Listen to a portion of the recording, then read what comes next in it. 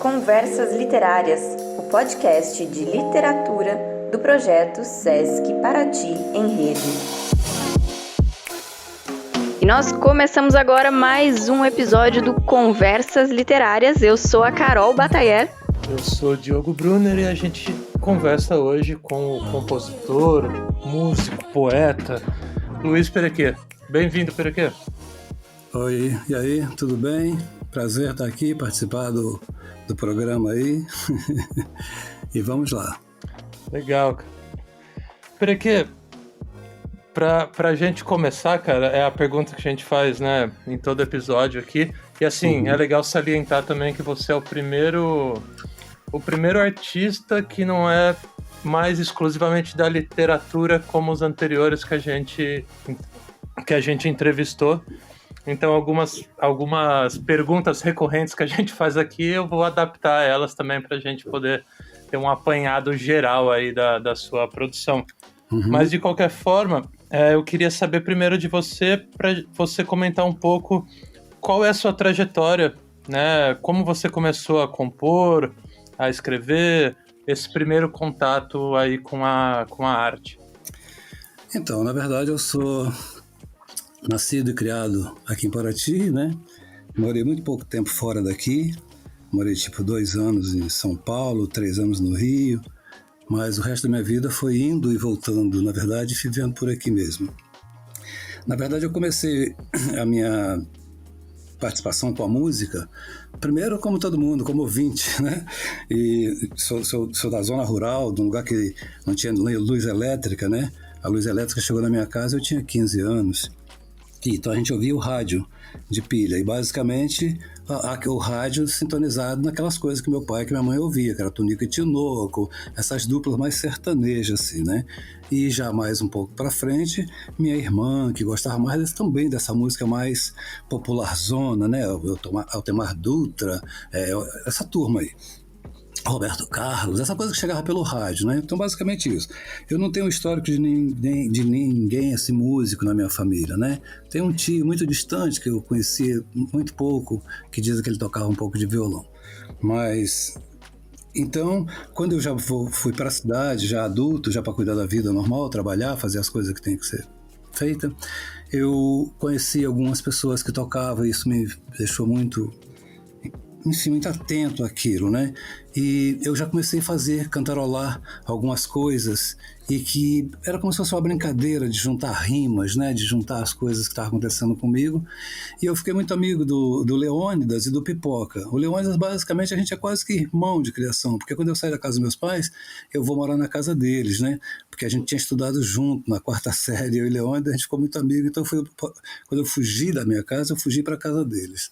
E fiquei um bom tempo lá, devo muito assim ao pai do Leônidas. E aí eu conheci um menino chamado Pipoca, um professor hoje, meu amigo demais da conta desde essa época, e foi a primeira pessoa que eu falei, eu acho que eu faço música, né? E mostrei para ele.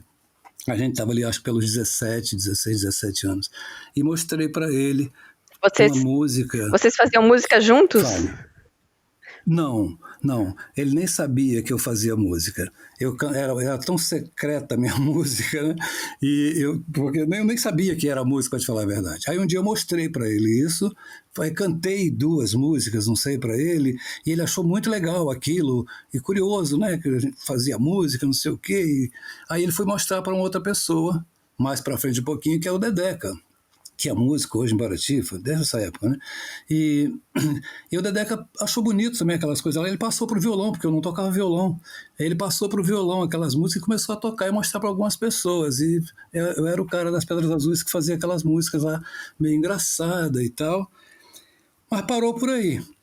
E eu, na verdade, teve outros caminhos, né? Me casei com 18 anos, e, enfim, vou cuidar da vida normal também. E quando eu estava já participei das outras coisas, né? Dos movimentos, isso. Quando eu já estava com 20 anos, por aí, eu conheci uma pessoa chamada Antônio Natureza. Foi muito importante esse cara. E também o Dedeca tinha mostrado uma música minha para ele gostou demais. E ele era um excelente músico, eu nunca mais ouvi essa pessoa, não sei nem se está vivo. E ele ficou muito empolgado com aquilo, me procurou e Gostei demais da sua música e tal, não sei o que, quero tocar, e tocou, e perguntou se eu tocava violão. Eu falei, não, eu tenho um problema sério, eu sou canhoto. Além de canhoto, preguiçoso, porque eu usava o canhoto como desculpa para não nem aprender. Né? Eu sou canhoto e tal, e não sei o quê. Aí esse cara ficou amigo e ficou vindo a Paraty. Passou um tempinho, ele me deu um violão de presente. E me deu um violão, tipo em 81, eu acredito. Ele me deu um violão de presente, e a minha desculpa de que eu era canhoto e não tinha paciência de aprender a tocar, ele também resolveu, porque ele me deu o violão adaptado para canhoto. E mais grave ainda, junto com o violão para canhoto, ele me deu um monte de exercício para aprender a tocar violão. Eu não tinha como me escapar do autor de natureza, né? E aí eu fiquei esse ano de 81, 82, basicamente estudando. E esse ano eu estava morando na Ilha do Araújo, nesse tempo, né? Que a minha mulher da época, ela era professora no Araújo, a Isabel. E eu fiquei basicamente assim, fazia artesanato e estudava violão, tocava em casa. E eu já era amigo do Zequinha Miguel. E o Zequinha Miguel frequentava a ilha. Um belo dia, ele ouviu eu tocando uma ou duas músicas, que eu não sei, uma muito antiga no meu repertório, que até hoje permanece, inclusive eu gravei para vocês aí essa música, ela chama Poema de Tropeiro, né? E essa música, o Zequinha pegou 3 músicas minhas e levou para o festival de Angra. Eu, na verdade, nunca tinha subido no palco, pode falar a verdade, eu nunca tinha tocado para 10 pessoas. E ele pegou e levou essa fita gravada, aquela época do cassete, levou a fita gravada do festival de Angra, muito contra a minha vontade, porque para mim, inclusive ele levou essa música da Estrada Rio Santos, Poema de Tropeiro, conta um pouco a história do meu pai, e é tão particular a música, parecia que ninguém nunca ia gostar dessa música, porque a música conta só fala de mim, e do meu pai, minhas irmãs, e da Estrada Rio Santos, é claro. E aí ele me liga, não sei como é que foi, eu sei que chegou em mim a notícia que eu tinha sido classificado no festival. Acabou que eu fui parar em Angra. Festival em Angra dos Reis. Angra dos Reis, exato. É um festival do colégio, chamava SEAV. Não sei se é SEAB ou SEAV. Mas, enfim. Aí eu fui para esse festival, passei na primeira seleção que tem, passei com as 3 músicas. Finalmente teve o dia do show do festival, aí eu fui para Angra. Vários amigos meus aqui de Paraty foram na época, porque era um acontecimento. Foi o Abílio, que já foi, o Temilton, a Berê, que está aqui ainda, a Débora, uma turma, não sei se é a Vilma, eu sei que foi uma turma que foi para Angra para assistir o festival. E lá eu fui classificado no festival, toquei as 3 músicas, tremendo muito, que o violão quase caía da minha mão, porque eu nunca tinha passado pelaquela situação. E no final das contas eu cantei as 3 músicas no festival e fui classificado com uma música chamada Pedras Azuis, que hoje, se você me pedir para tocar, eu não sei como é que, eu não me lembro mais da música, sabe, assim, de tão para trás que ficou.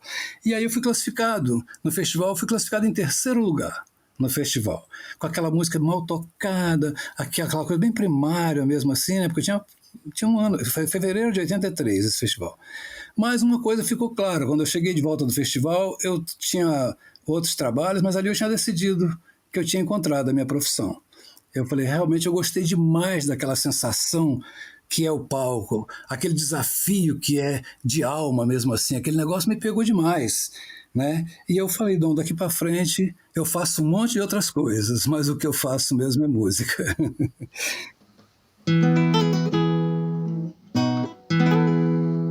Era uma vez uma estrada tão bonita, curva de descida e subida, e a gente morava lá, no pé da serra, no rancho embaixo do mato. Pai e mãe foi-se machado pra botar a roça no chão, pra poder ter 7 fios bem criado, ter um feijoal florado e milho sortando pendão. E pai se acordava no pé do dia, chamava Lica e Maria. Mãe se acordava também.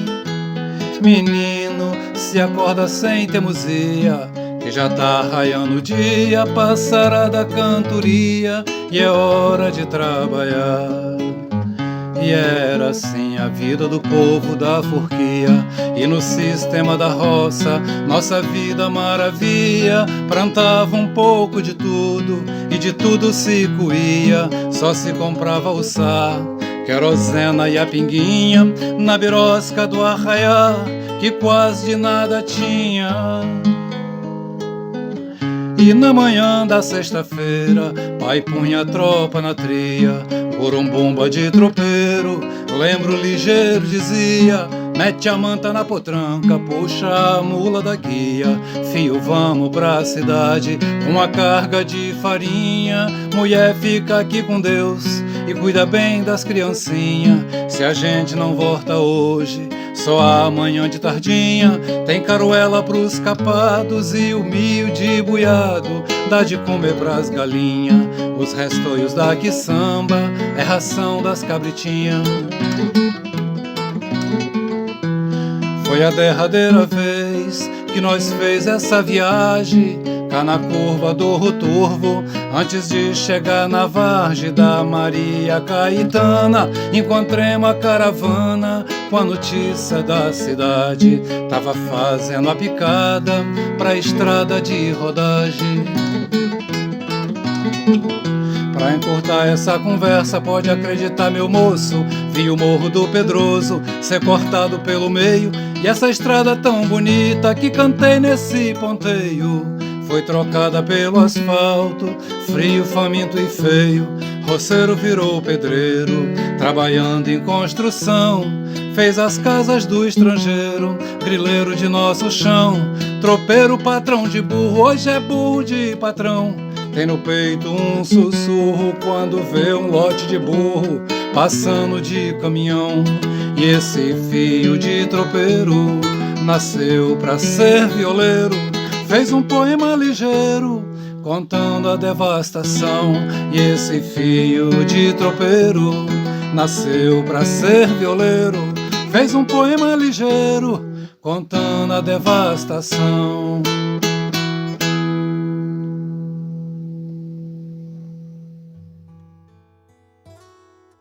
E essa sua fase anterior ao violão, quando você fazia música, mas ainda não tocava, você escrevia as letras? Como que era? Como foi essa fase? Então, eu fiquei bem assim, admirada pelos meus amigos, que eu tinha uma coisa que hoje não tenho mais, que era uma memória incrível. Eu gostava muito de escrever uma música, normalmente eu cantava tanto, aí ficava registrado na cabeça, né? Mas depois eu passei, mas eu nunca fiz só a letra. O que eu escrevi para ser só letra, nunca virou música, virou mesmo letra, mas são poucas coisas, né? Normalmente eu faço ainda hoje assim, eu não pego o violão para compor, eu saio andando, ou eu me sento num lugar, eu normalmente componho sem o violão, eu começo a cantar uma música, que, sabe, como se eu estivesse quase que lembrando de uma música, né? E aí depois eu pego o violão e faço os ajustes, mas normalmente eu componho andando, né? Até teve um amigo meu que perguntou para mim assim, como é que eu fiz a música Eu Brasileiro, né? Meu amigo perguntou, como é que você fez essa música? Eu falei, peguei a bicicleta, fui lá na Ponte Branca e voltei com a música. Então a letra sempre vem depois mesmo? Não, normalmente eu faço junto, eu faço cantando, o que vem depois é o violão.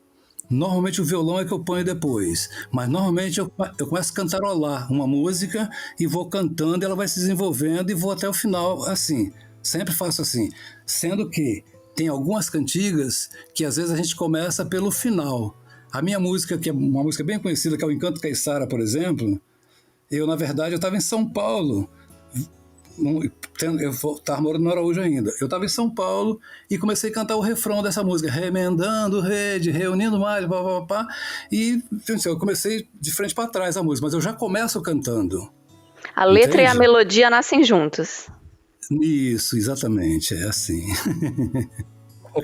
E o letrista, ele sempre passa um pouco por essa coisa de se ele é mais poeta ou mais músico, né?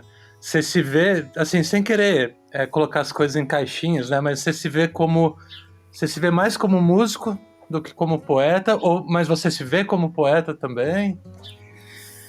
Então, Diogo, normalmente as pessoas me apresentam assim, porque o músico, o poeta, não sei o quê. Olha, o que eu me resumo mesmo até usando uma frase do Carlinhos Antunes, que eu sou um cantautor, sabe? Porque, na verdade, o que eu sou é um compositor poético. Eu me utilizo muito as ferramentas da poesia, claro, né, para fazer minhas letras, para falar o que eu quero falar. Mas eu não sou um poeta, né? Assim, eu sou poético, que é diferente, né? Um poeta é um cara que é o Flávio Araújo, né, cara, o cara que escreve seus livros, o Ovídio, o Zé Kleber, né, que às vezes são músicos e poetas também, né? Mas eu não me encaixo na categoria assim de poeta, né? Isso que eu estou falando. Eu acho que eu sou um ser poético, admiro muito poesia, leio poesia, gosto demais de poesia, fala com a minha alma, e quando eu vou fazer minhas músicas, isso tem que estar presente, porque é com essa linguagem que eu faço minhas músicas, né? Então aí, é assim, o Chico Buarque, alguém perguntou para ele uma vez isso, ele deu essa resposta parecida com o que eu estou dizendo, sabe? De você fazer as letras usando essas ferramentas da poesia, né? Que é diferente de um poeta. Mas você tem textos não musicados? Muito pouca coisa, na verdade. Assim, eu não tenho muitas coisas, não. Para te falar a verdade, já me pediram, já falaram até assim, por que eu não faço edição de um livro? Porque minhas músicas são muito poesia. Eu acho muito bonita a ideia, mas eu não consigo ver assim, as músicas fora da poesia. Como eu não consigo ver a minha música, a minha poesia meramente lida, sem eu estar ouvindo aquela música, igual corpo e alma, sabe como é que é? Eu não consigo não ver aquilo assim. Então, mas eu tenho pouca coisa. Elas estão juntas. Elas estão juntas porque eu fiz juntos, né? Então, assim, e normalmente, o que é a música, né? A música ela sonoriza a situação que você está vivendo, né? Mesmo quando você põe uma música em casa, você está fazendo isso também. O que faz eu fazer as músicas é a minha necessidade da música que eu já conheço não suprir essa necessidade que eu estou tendo nesse momento. Daí nasce uma música, né? No fundo, o que faz a gente compor é a necessidade de que essas músicas que você está ouvindo não está naquele momento, enfim, não preencheu, né?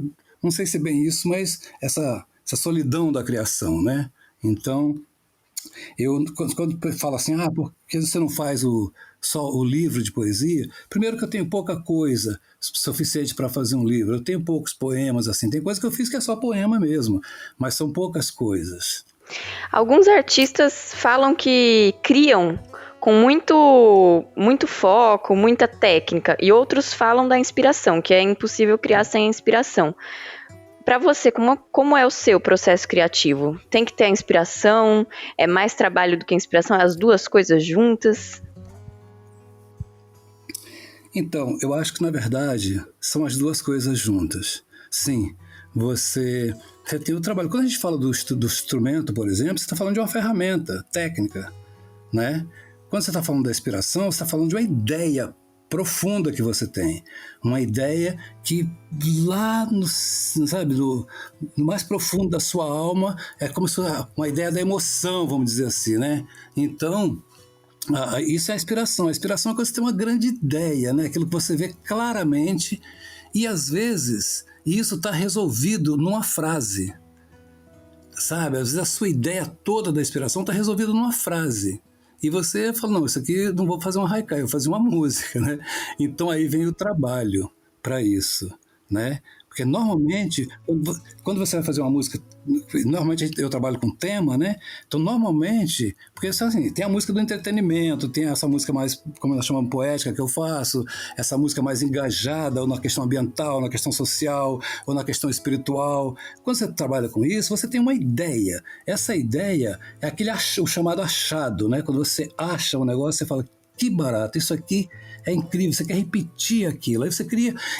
Eu brinco às vezes que a gente cria uma moldura em volta. Porque, por exemplo, a minha música que eu citei ainda há pouco, o Encanto Caiçara, a grande coisa que eu vi nessa música é aquela imagem das pessoas na praia, sentadas, quando final de tarde, os pescadores, como é que fala? Remendando as redes, recuperando as redes para a próxima pescaria, né?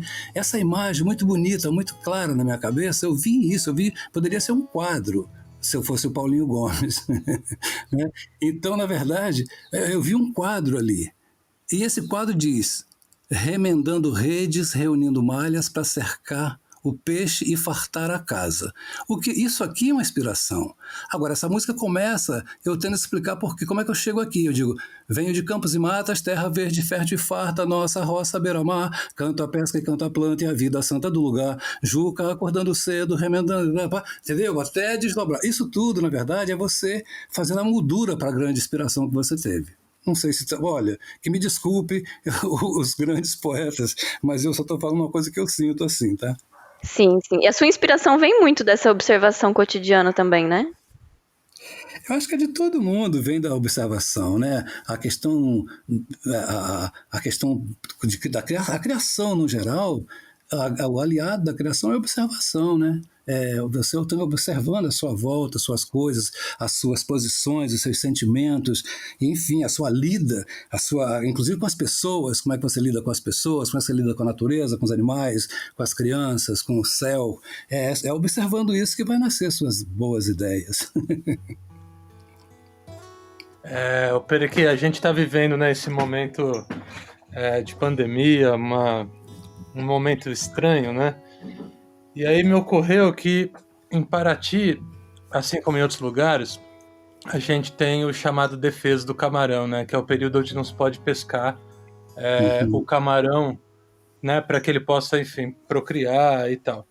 E eu já te ouvi falando sobre enfim, o que você fala que é o defeso cultural, né? Uhum. E nesse momento, assim como era, sei lá, antes da Rio Santos chegar nos anos 70, né? Que as pessoas aqui em Paraty viviam aqui, isoladas, né? Uhum. E esse momento de isolamento, me parece que as pessoas, ou a cidade, está tendo que se reinventar, porque ela é uma cidade voltada quase que 100% para o turismo, né? E esse momento, onde não pode haver aglomeração, não pode haver turista, a cidade está isolada novamente, né? Eu queria que você falasse um pouco sobre essa questão do defeso cultural, explicasse um pouco o que você pensa quando você fala em defeso cultural. Então, Diogo, o defeso cultural, na verdade, já era um pensamento do turismo levado a qualquer preço, de um turismo sem o cuidado com o próprio produto que vende, né? Eu falei muito do turismo cultural porque a gente aqui, nos anos, acho que 2006, não tenho certeza, a gente discutiu muito que a gente seria uma cidade de turismo cultural.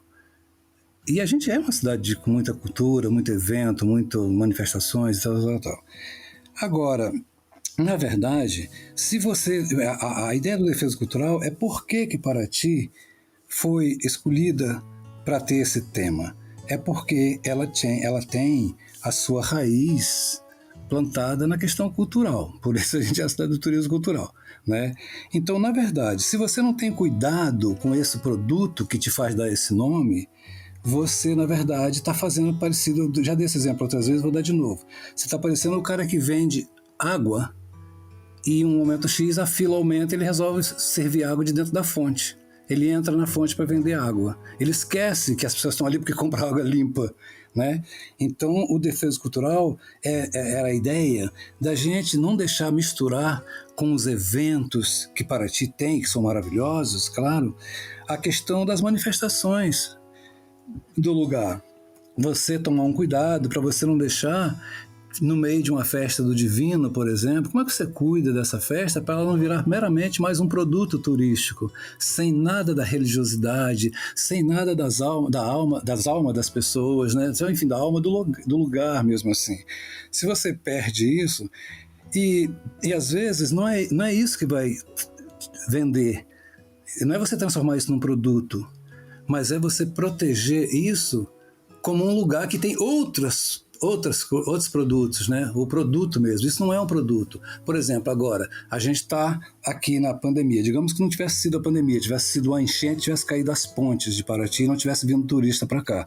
A população continua a sua vida religiosa, as suas crenças, né? E o defesa cultural, basicamente, eu falava um pouco isso, que a gente você não pode, quando você vai para um lugar, a primeira coisa que você faz é enfiar sua carteira de identidade no bolso, você não viaja sem documentos.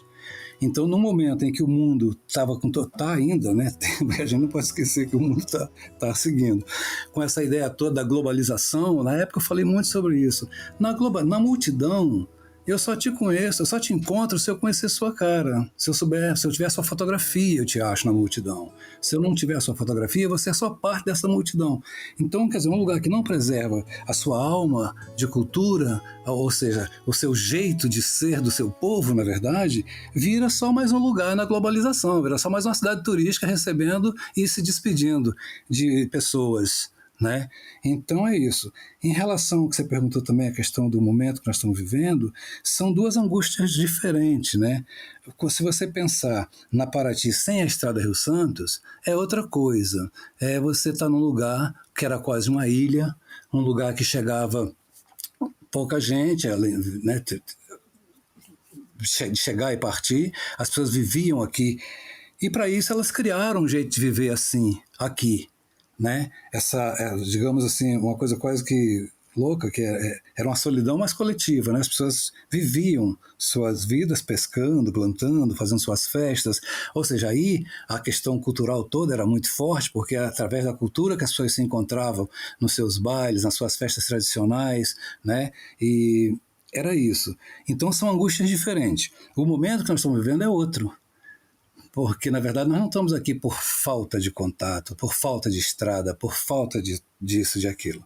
Nós estamos aqui vivendo uma coisa que é uma tragédia planetária e nós já experimentamos a multidão, nós já experimentamos o dinheiro do turista, nós já experimentamos outra forma de sobreviver aqui, nesse lugar tão bonito, sem ficar tão preso àquela situação que a gente vive, que era antes da Rio Santos, né? Daquela solidão mesmo.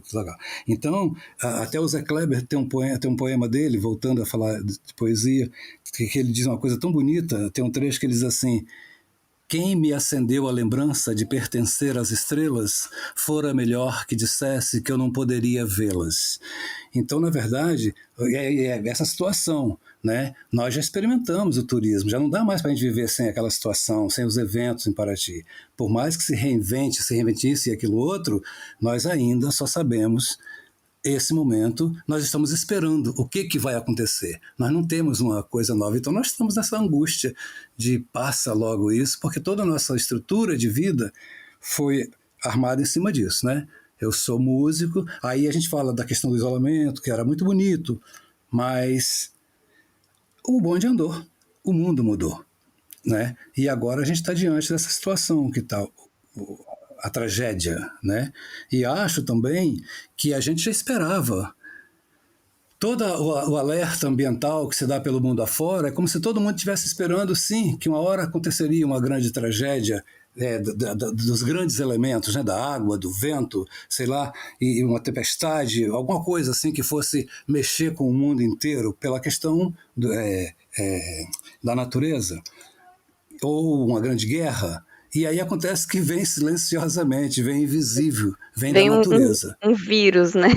Ninguém esperava. Isso. Vem.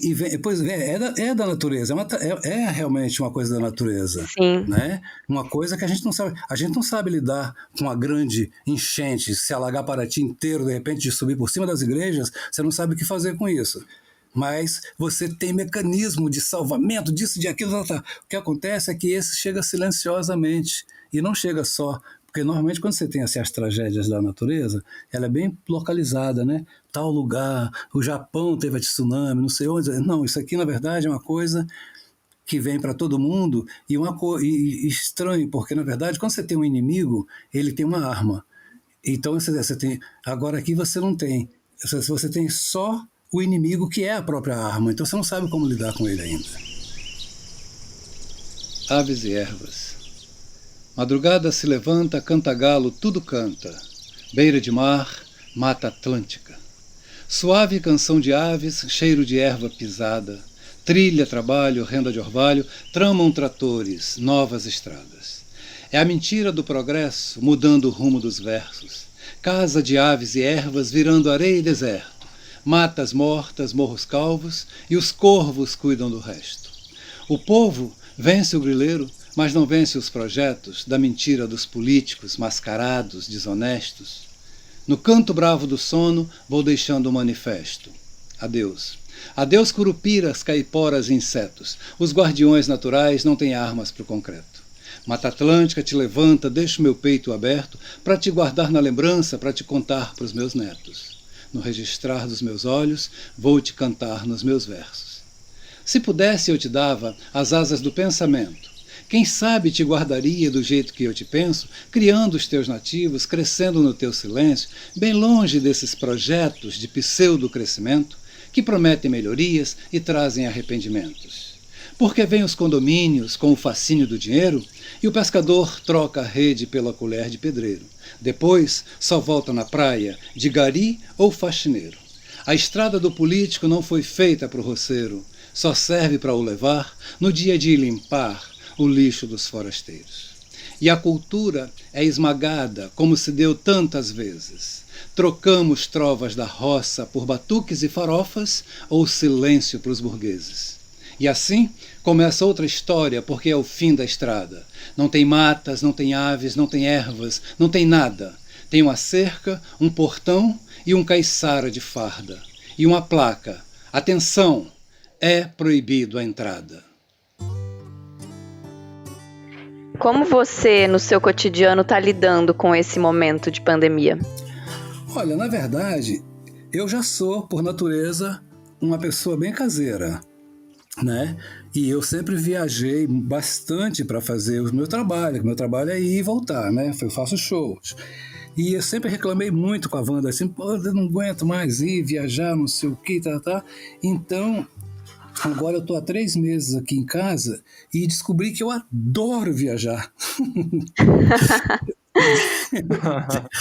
Tô assim, o que eu mais quero da minha vida, até a Wanda fica rindo, porque eu fico arrumando minhas bolsas, arrumei agora os estojos do violão, renovei capa de violão. Ela falou, você está esperando a hora de viajar, né? Já tem uma mala pronta, né? A Wanda é a sua companheira, né? A Wanda é minha companheira. Então, você perguntou no nosso cotidiano. Como a gente tem isso, eu respeito profundamente as pessoas que não podem ficar em casa porque elas precisam de correr atrás, tem lá seu comércio, o seu trabalho, tal. A ordem é ficar em casa e quem quer se proteger fica em casa, não é verdade?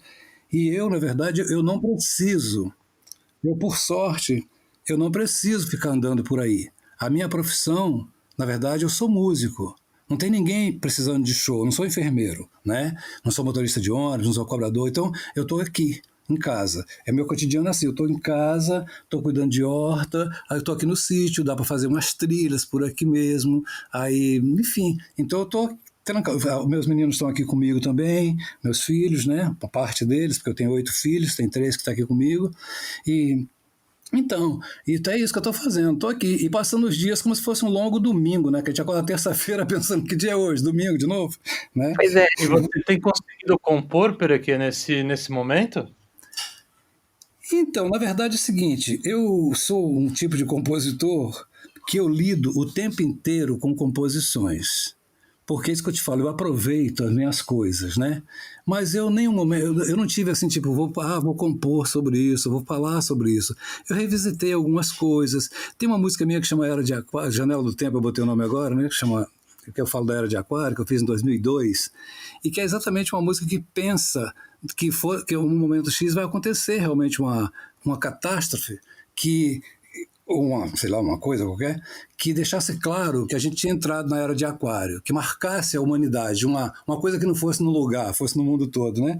E eu acho que a pandemia é um pouco essa janela do tempo, né? Assim, tipo, daqui para frente, a gente sempre vai lembrar que teve esses 3 meses que nós já estamos terminando, que não sabemos até onde vamos, mas que é uma janela do tempo.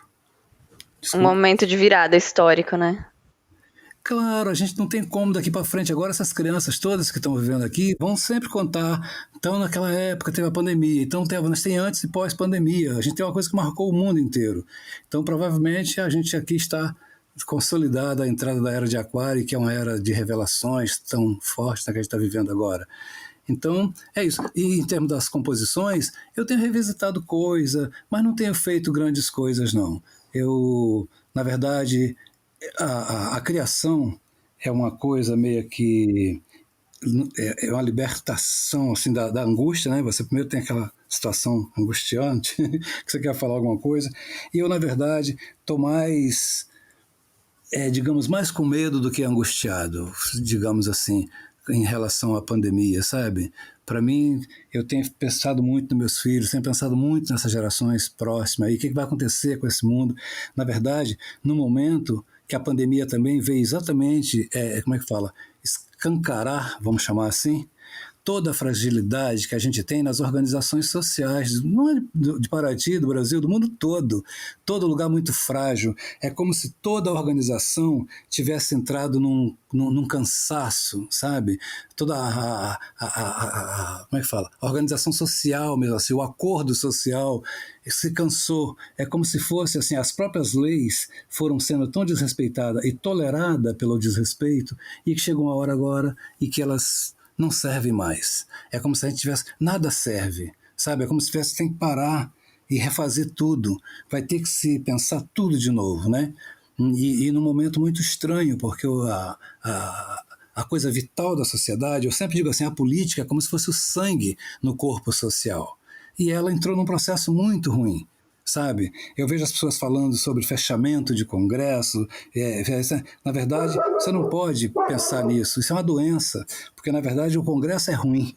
Você tem que melhorar o congresso, não fechar o congresso, né? Se você não gosta dos deputados, faça boas campanhas, eleja pessoas legais, pessoas sérias, comprometidas realmente com a juventude, com as gerações vindouras. É isso que é importante. Mas isso essa ideia de você desmanchar coisas importantes, porque isso vem de experiências traumáticas já, na verdade, da sociedade, né?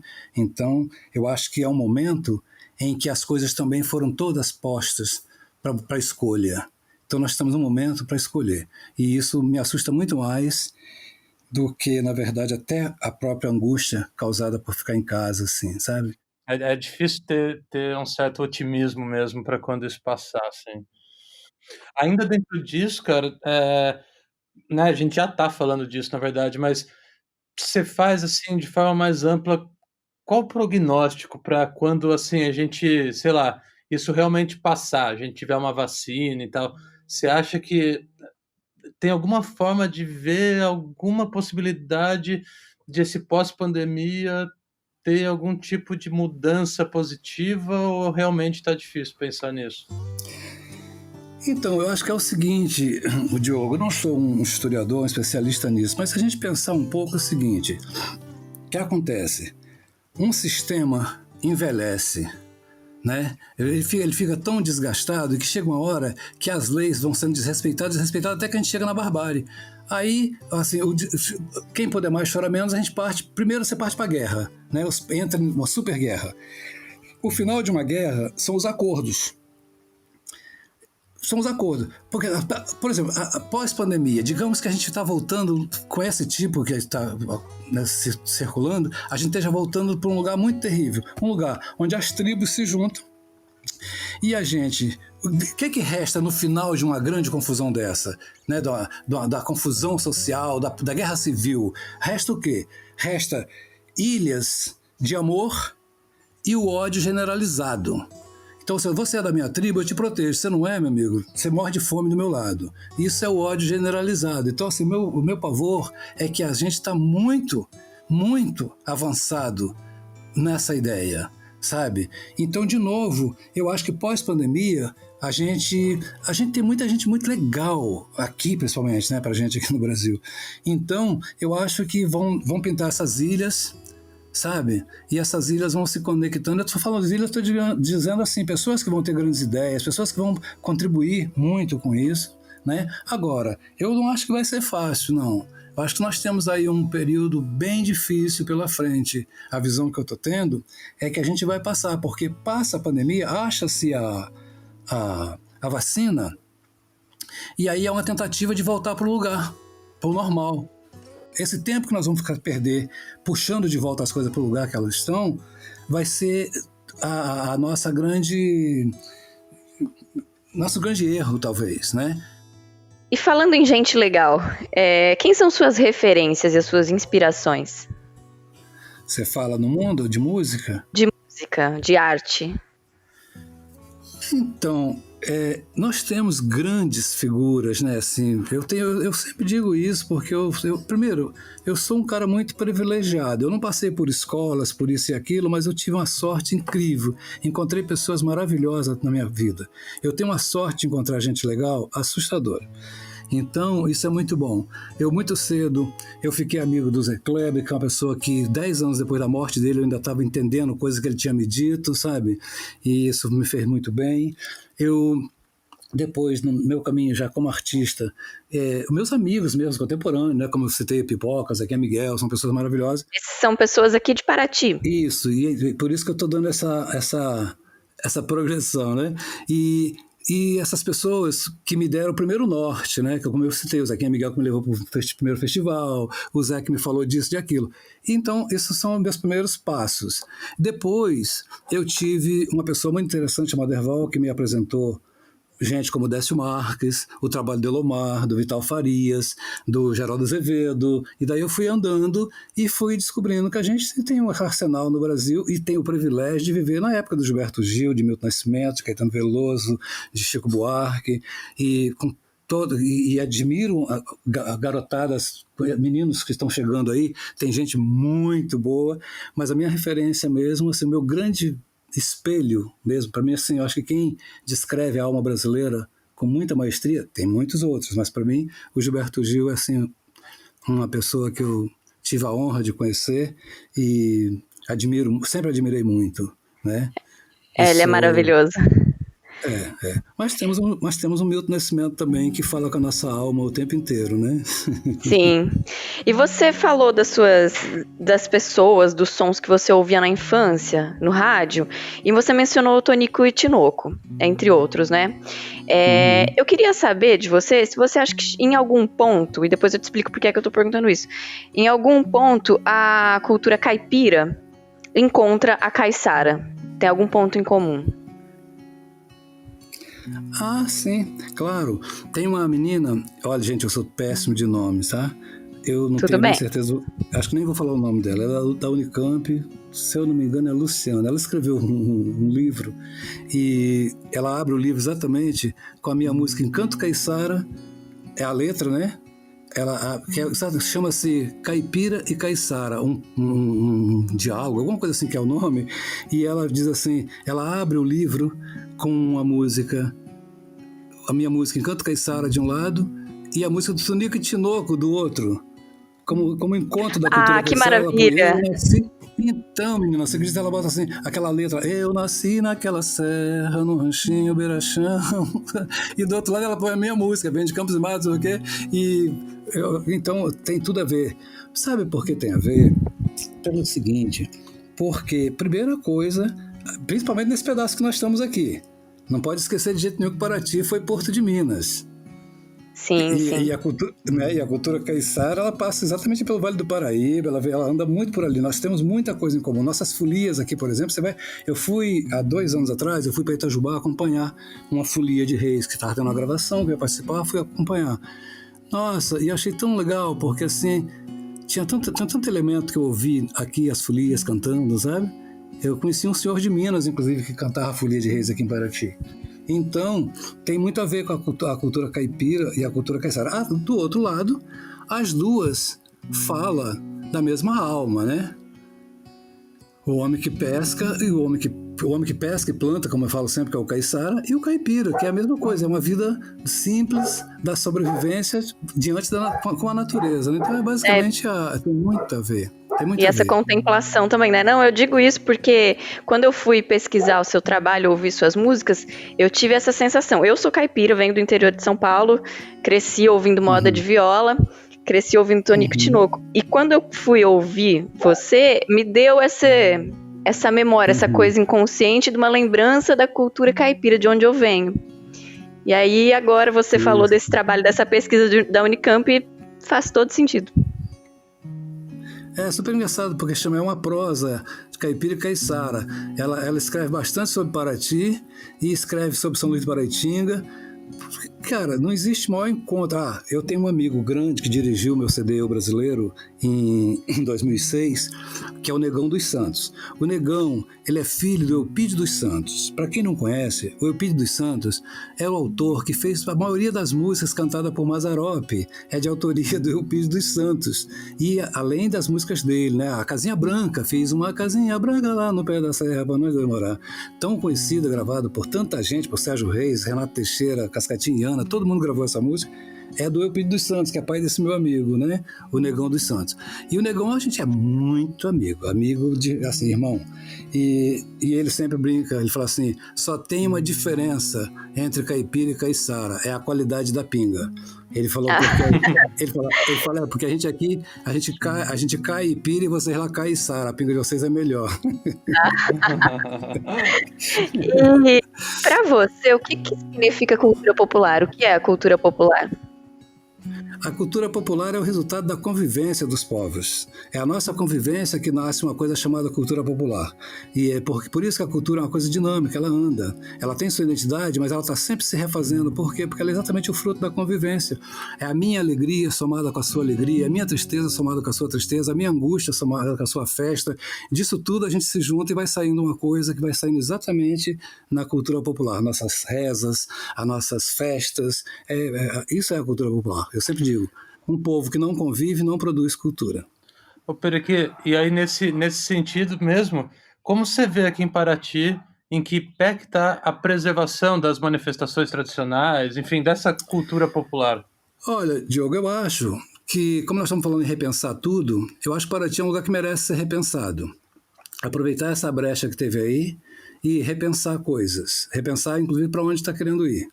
Se quer voltar para o lugar que estava, que vai ser um lugar desconfortável pra caramba, ou se quer realmente se repensar com tudo que vai ser repensado e seguir um caminho novo. Assim como se repensou, né? A gente acabou de falar, Paraty dos anos 80 não era uma Paraty tão turística como foi a partir de 90.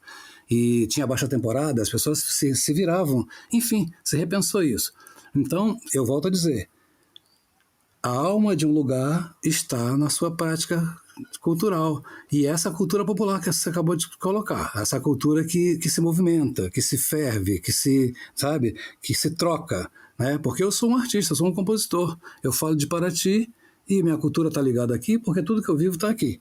Mas eu sou um compositor. Eu não sou o que gera a convivência, sabe? Das festas, o que está saindo disso? E que cantiga nós estamos precisando cantar para rezar? Talvez no futuro seja a minha, mas é disso que nasce essas coisas. Então, acho que Paraty está no momento que tem que pensar. Nós viramos uma cidade de eventos. Muito interessante. Eventos chegam e vão embora. Mas você não pode, em função dos eventos, você não dá a atenção necessária para essa cultura que se produz, porque mesmo que quando não tem evento, que você tem é exatamente a sua cultura local, né? E voltando a dizer, a minha preocupação com Paraty, e uma cidade que faz evento o tempo inteiro, é que a convivência vai se perdendo. A gente está o tempo inteiro para servir turista, você está o tempo inteiro trabalhando com o estrangeiro, e não para o outro que está do lado da sua casa. Isso, na verdade, é meio preocupante, sim. Outra coisa, se você pensar, a gente fala em preservação ambiental e todo mundo é a favor da preservação ambiental. Agora, se você pensar que você vende uma cachoeira, e se você pensar que 300 pessoas numa cachoeira é um crime ambiental, você tem que repensar isso turisticamente. É necessário que você repense isso turisticamente, né? Para você não cair exatamente numa hora que as pessoas não queiram mais vir para cá, né? Eu acho que você tem sabe, a gente tem que tomar cuidado com a quantidade e com a qualidade, né? Eu tenho uma frase que eu usei há muito tempo, assim, quando eu participei mais das questões dos movimentos. Hoje eu estou muito devagar, mas eu participei mais dessa época aí. E eu usava sempre uma brincadeira que era dizer isso: a cultura tem um tempo diferente da pressa financeira, entende? Isso é importante. A questão da formação, o tempo geral, né? É diferente. Uma festa do divino tem uma novena. A cultura tem o tempo artesanal, né? Isso, é o tempo. É isso mesmo. É bordado, né? É um negócio que você vai bordando, né? É diferente. E quando você fala desse lugar desconfortável onde estávamos, é a isso que você está se referindo?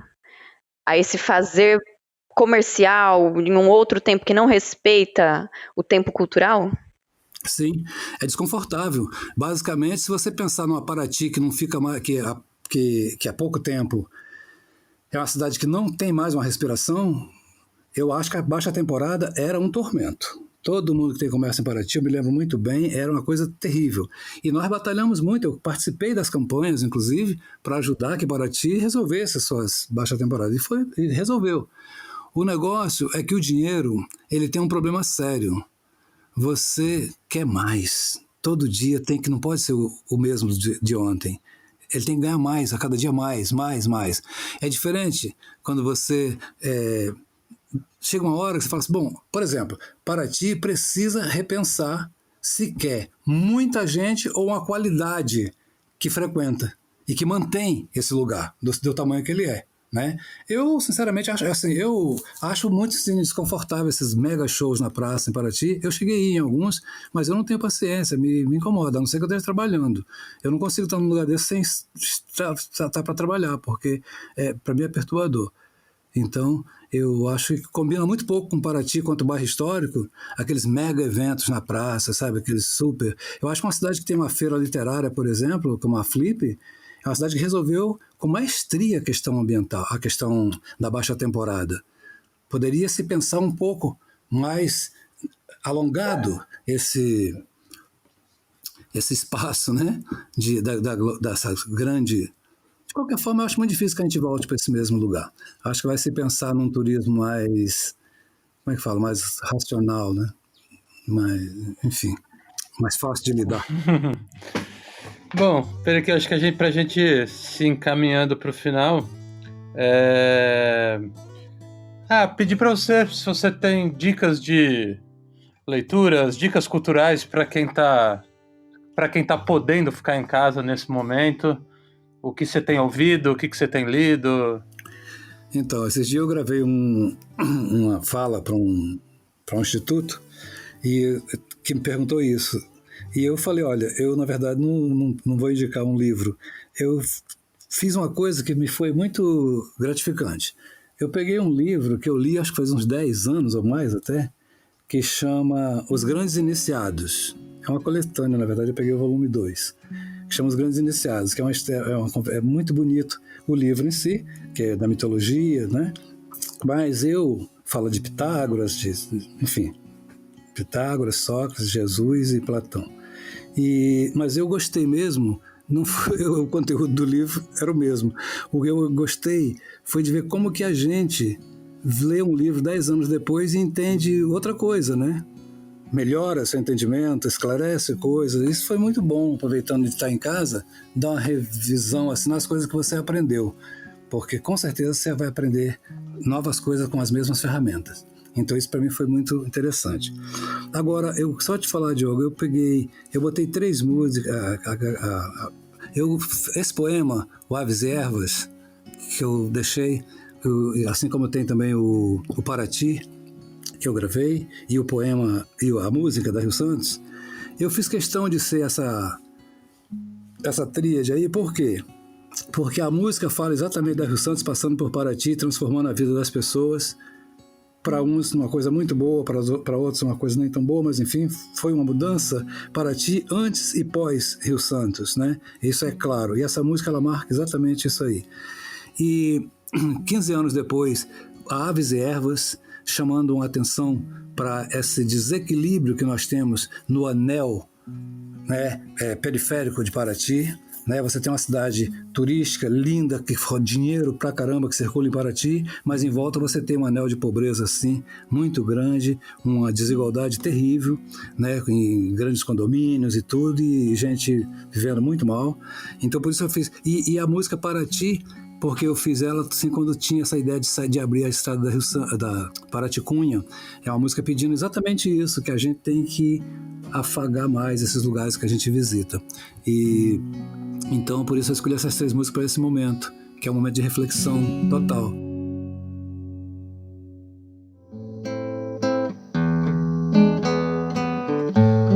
Para ti trago em mim este raro prazer de estar por aqui e viver. Sendo irmão dos teus filhos eu sou mais uma pedra de tuas ruas, mais um brilho de lua das tuas marés. Ei, maré,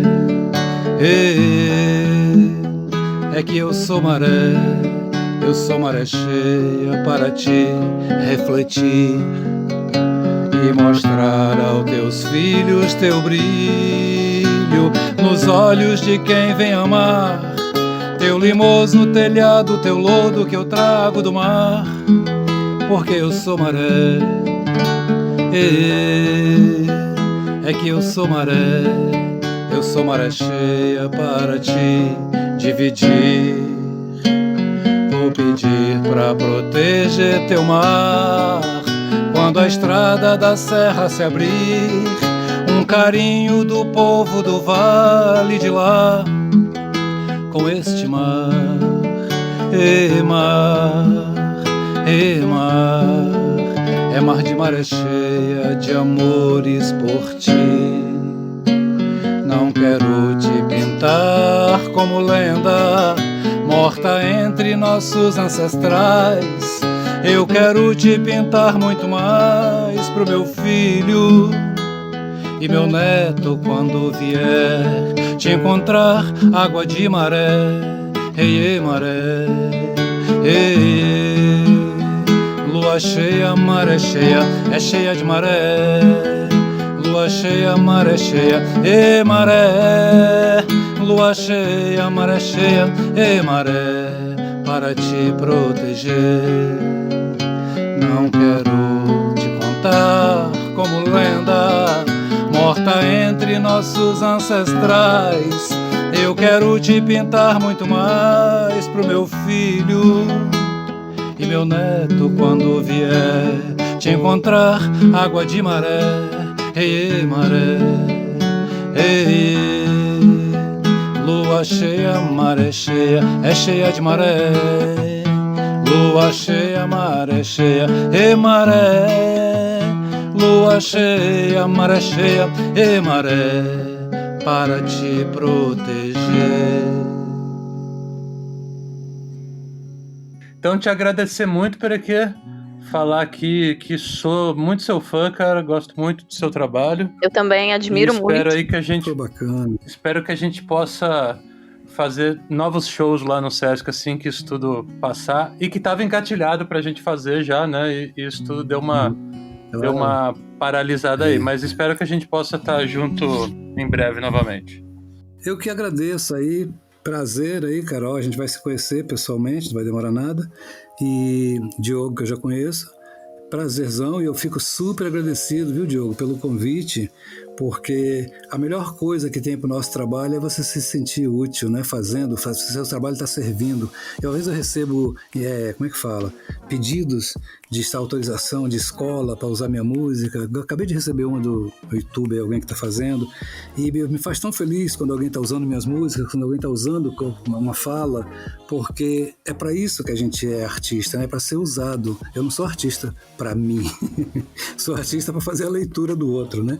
Então, basicamente, o meu artista tem que estar no outro, senão eu não estou fazendo. Tá ótimo.